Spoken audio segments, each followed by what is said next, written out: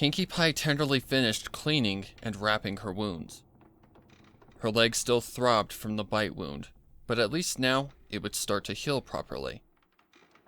She tested her weight on it. There was a small bit of pain, but nothing she couldn't handle. She could keep moving. She could run away if she had to. She looked at the note she had placed on her bed once more.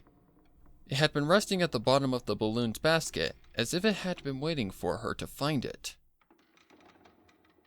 Laughter and smiles of youth. Together they find out truth.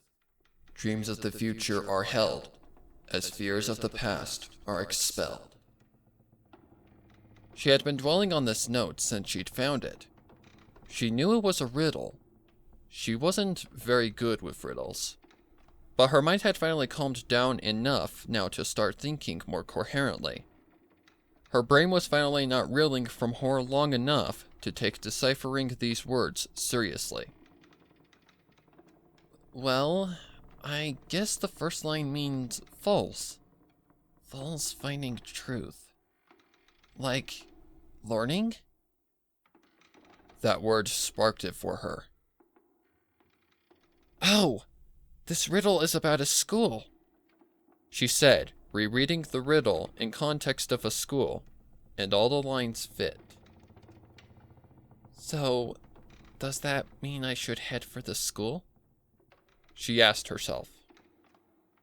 She looked around at the dilapidated room, the balloon that was torn apart, the body of half a filly.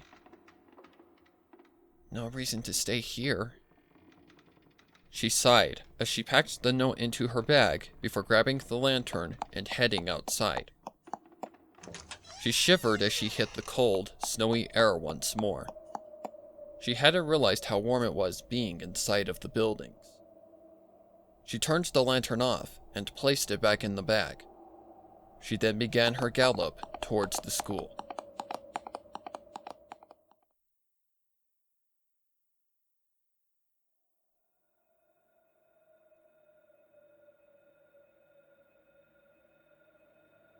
She watched carefully from behind a tree as the lumbering form of the monster paced away from the entrance to the school. It looked just like the first monster she had encountered, the three-legged groaner. If there's more than one of those things, maybe groaner is a good thing to call them, she thought to herself. She had hoped the buzzing of her phonograph wouldn't give her position away, but it didn't seem to notice any sounds unless she made them. It soon began to lumber away into the fog, turning into a dark silhouette of itself. She figured now was the perfect time to move. She quickly made it to the front door of the school and pulled on the handle, trying to get inside quickly. The door jammed from the sound of it being locked. What? It's locked? She said, bewildered. She hadn't expected it to be locked, not after that riddle had told her to come to the school. Did I get the answer wrong? She asked herself as she looked at the door again. It was then that she noticed just above the handle was the lock, with the symbol of a star on it. It felt like a switch was flipped on in her head. She quickly reached into her bag and pulled out the key Gummy had left for her, being careful not to undo the ribbon. She placed the key into the keyhole, it fitting perfectly. The door unlocked with a satisfying click that made her smile softly. She went to grab the key to hold on to it again. The key turned into ash, the tiny pieces quickly falling to the ground. She stared in shock at the gift Gummy had given her. The only part that hadn't turned to ash was the ribbon that floated down gently, landing on her outstretched hoof. No! Gummy's gift! She said, her lip quivering as tears threatened to fall once more. She shook her head quickly, taking a deep breath of cold air as she calmed herself again. She'd already cried a lot. If she kept crying, she wasn't going to get out of this situation anytime soon. Besides, she still had the ribbon from the key. She very carefully tied the bow to the end of her mane. It didn't have its frizz to it, but tying it at the end helped her feel like it was a little poofy again. The ribbon gave her comfort. She felt as if Gummy was right beside her while wearing it. She opened the school door and headed inside. To her surprise, the area was fairly well lit. She had been expecting to need her lantern like at her house. The school seemed to have fared better than her house did. It had a thick layer of dust, but the structure wasn't nearly in as much disrepair. Lockers lined the walls as the hallways led to classrooms. Before her, an opening to the main auditorium. Signs hung on the wall, pointing out the direction to the gym, nurse's office, principal's office, and the number of the classrooms. Huh? She said, as her ear twitched upon hearing a sound. It sounded like the laughter of young foals. She turned her head in the direction of the sound, simply amazed at the sight. She could see the ghostly apparitions of two young foals playing in the hallway. They laughed and pranced around each other before running down the hallway in the direction of a classroom. Pinkie watched as they faded through the door to the classroom. She quickly turned her head to her bag and listened for the static of her phonograph. But it was silent. Well, maybe those ghosts aren't monsters like the others, she said quietly to herself. Perhaps if they weren't monsters, they were a sign. She quickly followed after the foals, opening the door to classroom 104. The classroom was as quiet as the halls of the school, stagnant air mixed with a layer of dust. But the room gave Pinkie a sense of nostalgia. It was the classroom she had gone to when she had moved to Ponyville. Memories began to flood her mind. Well, Miss Pinkmina Diane Pie, we recognize that you have been homeschooled for most of your life. But upon testing you on the Ponyville standardized test, your score was not high enough to acknowledge a graduate-level pony. So, we are requiring you to take at least 1 year of public school here in Ponyville, the mayor explained to her. What? I have to go to school? Pinkie said, pouting in her seat opposite the mayor's desk. But learning was so boring. She stomped her hooves a little in her chair. Now, sis, Octavia said, reaching over and placing a hoof on her sister's shoulder. It won't be that bad. Just think of all the new friends you'll be able to make. You'll have a lot more ponies to invite to your parties, she said comfortingly. But... Pinkie said, looking at her sister with pleading eyes. She already knew that she wanted to spread smiles as much and as far as she could, but this was her first time finding other ponies to be friends with, to host a party for. She was rather intimidated by the thought that they wouldn't like her parties. Tell you what, Octavia said with a comforting smile. If it's all right with the mayor, I'll go to school with you. How does that sound? I don't see why not, the mayor said, nodding with a smile. Really? Oh my gosh, you're the best big sister ever! Pinkie said, hugging her dear sister with all her might, a big smile on her face. Octavia smiled in return as she petted her young filly sister. Pinkie smiled at the warm memory. It was one she hadn't thought about in a long time. When Pinkie had decided to leave the farm, Octavia was the one who had been the one willing to help her adjust to life outside of it. Her parents seemed to understand, and stayed behind to let their kids experience the world. Octavia had been the biggest help for her while they were at school. She gave her the confidence boost to meet the new ponies, and she made so many friends. She was also the reason she'd met Mr. and Mrs. Cake and ended up staying with them. It was after that year of school that Octavia decided to leave on her own adventures, having discovered her love of the contrabass and classical music. She'd been sad to see her sister go, but understood she had to go live her own life.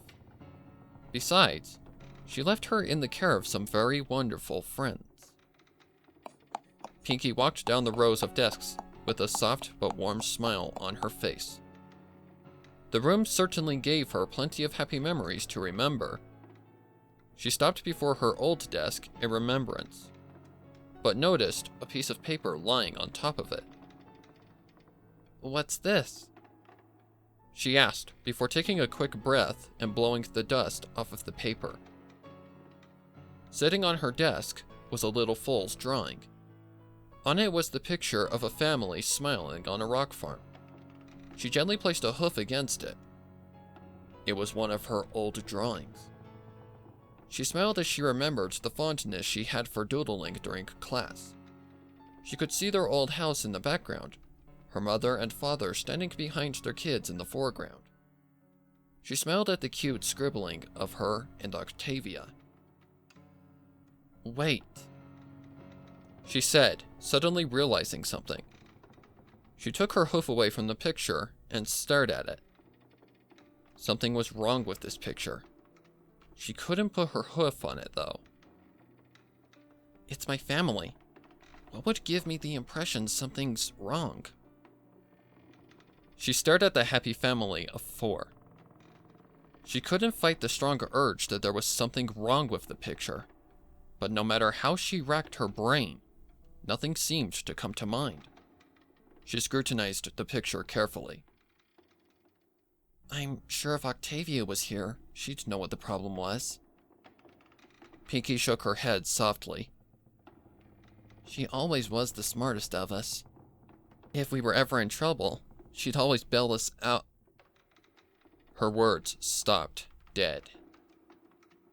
"All right, fine. I'll play with you, but only because you're so insistent." Her eyes shot back to the paper as she scanned it and counted the number of people in her family once more. 1, 2, 3, 4, 5? She counted out loud as she pointed to an empty spot that should have contained her other sister. "Where's Bellamina? Where's my younger sister?"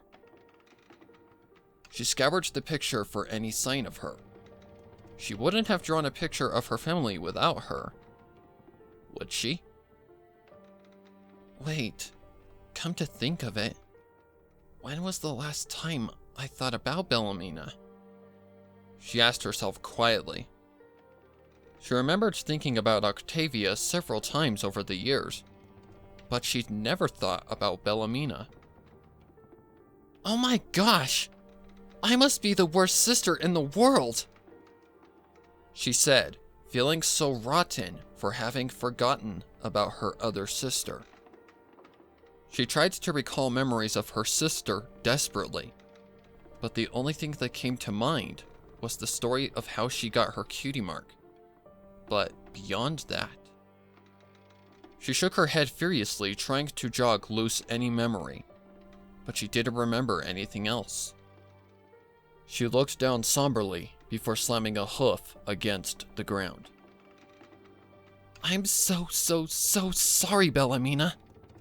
I promise you, once I get out of here, I'll keep you in my thoughts," Pinkie said, determined now. She had to escape the horrors that had befallen Ponyville. She looked around the classroom, her eyes being drawn to the desk next to hers, the one Octavia had sat in during school. On the desk was a red circle with an X through it, written with a red marker. She carefully grabbed the edge of the desk and opened the top of it, looking inside. Inside of the desk was a blue jewel carved into the shape of a contrabass. "Wow, it's beautiful," Pinkie gasped, examining the item. She wasn't sure what it was doing there, but she had the strong feeling that it was something she was meant to keep. She picked it up carefully before placing it gently into her bag. She closed Octavia's desk before realizing she should check her desk as well. She was careful not to disturb the picture and opened hers as well. Inside was a red jewel in the shape of a balloon. She quickly placed it inside of her bag as well. She closed the desk and looked around. None of the other desks seemed to have anything of significance on them. She headed to the front of the class and checked the teacher's desk. There was a note written on the desk. At the eve of the switch from night to morning, the red moon will shine. Another riddle? Pinkie asked aloud to no one. This one certainly made less sense than the last riddle she tried to solve. Off the top of her head, she couldn't figure out what this riddle was trying to tell her. She twirled her head towards the door when she heard the laughter of the foals coming from the hallway once more. She quickly exited the room and looked around the hallway for them. She saw them further down, playing with each other. She slowly approached them, trying to get a better look at the two foals. However, once she got close enough, they began to run down the hallway. She gave chase. The little foals didn't run too far. They quickly made a turn into another room. Pinkie stopped in front of the door and read janitor's closet on the front. She heard a click come from the door, as if it had just been unlocked. She reached for the handle and opened it, walking into the closet. The room didn't look anything like a janitor's closet should. Rather than shelves for items for cleaning, it was a mostly empty room. At the end opposite the door stood a small knee-high pedestal. Then behind it was what looked like a door with a clock and symbols around it in between two portraits of the princesses. "Oh, is that lantern oil?" she said as she walked up to the small pedestal, noticing a small bottle of yellow liquid. She sniffed it real quick to confirm what it was before picking it up and placing it in her bag. Good. That should keep me stocked for a while. She then walked forward to take a closer look at the door. To the left of the door was a picture of Princess Luna, graciously drawn with her body in a circle surrounding a small hole in the wall. Princess Celestia was drawn much the same way, also surrounding a small hole in the wall. Wait, this hole. I know this shape, she said, having noticed something about the hole Celestia was surrounding. She quickly reached into her bag and pulled out the red balloon jewel and fit it gently into the hole. It snapped into place with a satisfying click. Then that means the other jewel must go here, she said, placing the blue contrabase underneath Luna's picture. When the second jewel clicked into place, the clock moved forward out of the door a little, followed by the symbols placed in a circle around it. She looked carefully at the symbols. There were 6 pictures, 3 of suns, 1 red, 1 yellow, 1 blue, and 3 moons, 1 white, 1 green, and 1 red. Wait, a clock and a moon. The words from the teacher's desk came to mind. The eve of the switch from night to morning. Night is PM. Morning is AM. They switch at 12. And the red moon will glow at that time. She placed her hoof against the dial of symbols and turned it, placing the red moon so that it was directly above the number 12 on the clock. Then she moved the 2 hands of the clock to point at the number as well.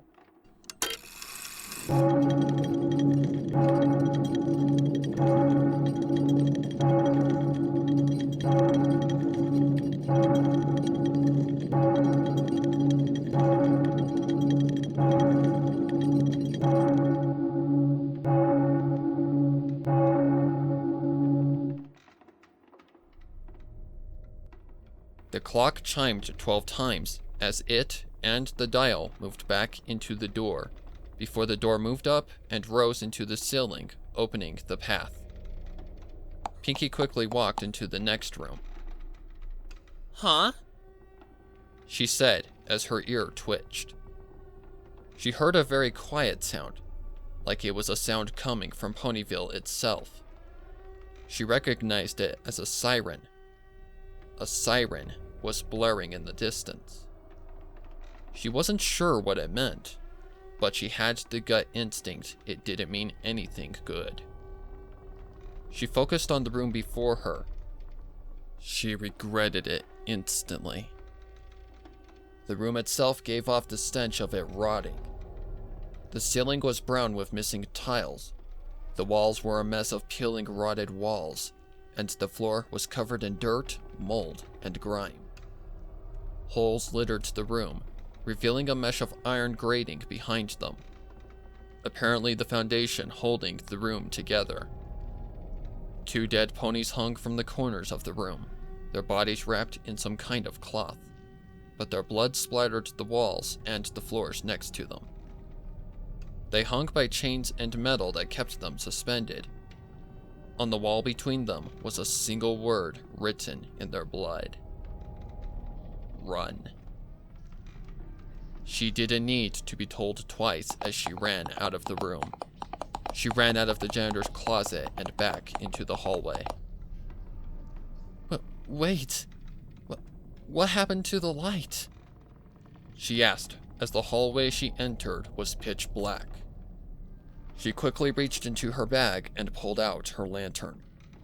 The flame came to life, illuminating the hallway.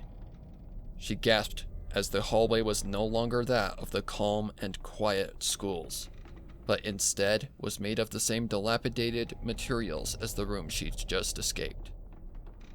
Everything was rotting, held together by metal grating. The grime covered the floor in splotches, and blood caked the walls. Hanging bodies of ponies were visible at various intervals down the hall. The smell of so much rotting gagged Pinky. If not for the lantern in her mouth, she would have lost her stomach. The sound of static hit her ears next. Her heart started pounding as she next heard footsteps echoing down the hall. She turned to the direction of footsteps, listening to the hiss of static growing louder as the footsteps grew closer. Her brain was screaming at her to run, listen to the wall, and put every force of power into her hooves. But she seemed stuck, almost glued to the spot. This feeling wasn't like the other monsters.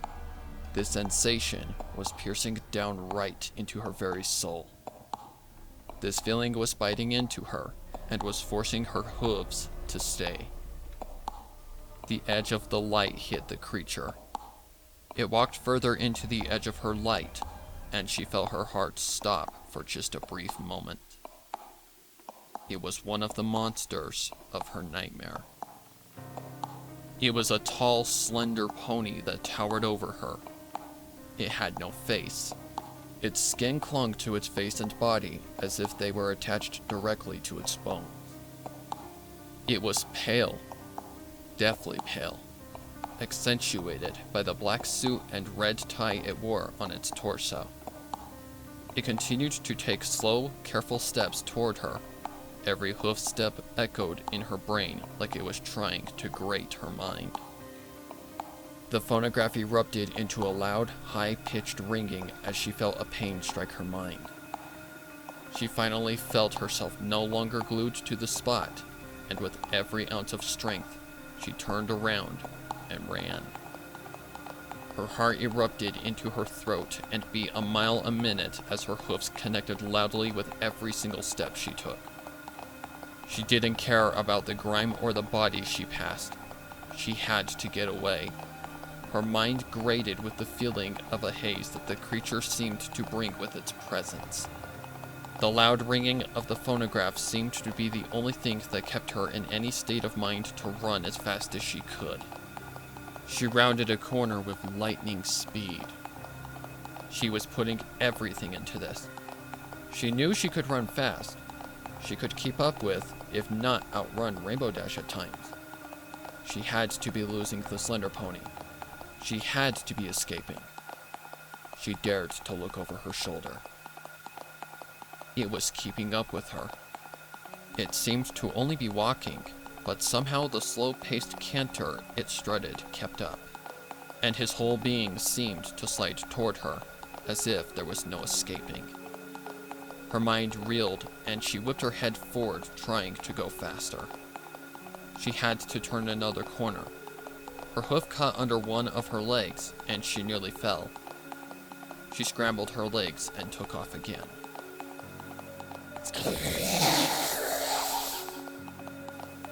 A blood-curdling scream bellowed out before her as she saw half of a white filly start to crawl straight for her.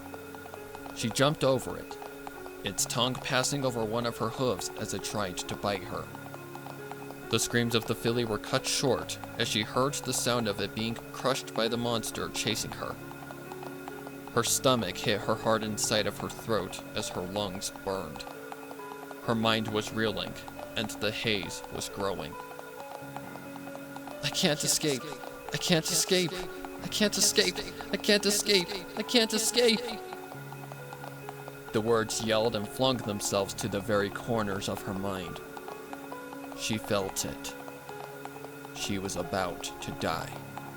This monster was about to kill her, and there was nothing she could do about it. Her eyes flung open as she saw at the end of the hallway an open door. An exit! Her mind screamed as she continued to book it. She raced as fast as she could, trying to ignore the constant looming presence of the threat behind her. She had to get to that door. She was almost there. Just a little closer. Just a little closer. She was going to make it. She jumped, passing straight through the open door and skidding to a halt inside of the room. Her heart instantly sank as she looked around. The room was a square with one entrance, no exit. She had jumped straight into a dead end with that monster behind her. She looked around frantically. The room was adorned with party decorations, multicolored streamers, balloons caked with blood, vile-looking snacks, poorly wrapped and rotting gifts, hanging ponies at every corner, a seal of blood drawn out on the floor. She instantly turned around, watching as the slender pony gradually walked into the room. The only opening to the room sealed shut with an iron gate behind it. There was no escaping it now. She was trapped in the same room as this monster. She dropped the lantern from her mouth, no longer able to hold on to it as she panted frantically. The lantern rolled to the center of the room, turning itself upright and in the center of the blood-drawn seal. The seal lit up, with a red glow filling the whole room with light. She could see the red-hued slender pony as it walked toward her. "Stay back!" She yelled as she ran to the gifts. She began grabbing them one by one and throwing them at the pony. The gift struck the pony and seemed to stun him for a moment, but as the gifts hit him, they fell to the ground and burst into a pile of ash. They slowed his walk for a moment, but soon they didn't even faze him. She grabbed the last gift and tossed it with all her might straight at his head. It struck him before blowing up into a pile of ash. Pinky cried out in pain as she felt her forehead was splitting open as her vision hazed into oblivion. She stomped her hooves down and ran blindly in a direction away from the pony. Her vision returned as she felt blood trickling down between her eyes, dripping off of her nose. He'd opened a fresh wound on her head. She grabbed the table holding the vile snacks on top of it and tossed it to the ground. She raised her hind legs up, and with all her might, she kicked the table straight at the slender pony. The whole table struck him and pushed him back. He hit the wall as the table seemed to hold him in place for a moment. Pinky panted as she stared at the creature. He got up, He pushed the table gently, and the table fell apart as a pile of ash. Pinky's legs gave way under her as she fell to her knees. Tears fell from her eyes as she sobbed in pain and exhaustion. She couldn't fight this monster. It was too much. Her mind reeled and wanted to accept her death. Her body couldn't take it. Her mind couldn't take it. She felt her mind begin to worse. The slender pony was drawing closer. She couldn't look at him. She sobbed with her eyes closed shut, just wanting the horror to end once and for all.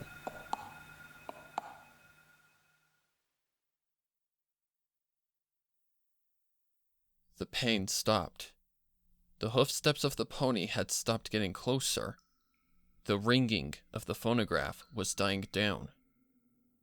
Pinky dared to open her eyes and look up. He was still there, but he had stopped its assault on her. He looked like he was looking away from her, at something she couldn't see. That's when she heard it. The siren. The siren was going off again in the distance. The slender pony put one of its lifted hooves to the ground and turned to look at Pinky. She braced for whatever he was going to do, but he just stood there. Then, slowly, he lowered his head into his suit and pulled out a small brown box. He placed it on the ground before turning around and walking away from her. The light in the room dimmed until it was pitch black. Light from her lantern began to bring a gentle glow to the room. Pinky hiccuped, taking in a huge breath of air that burned her lungs again.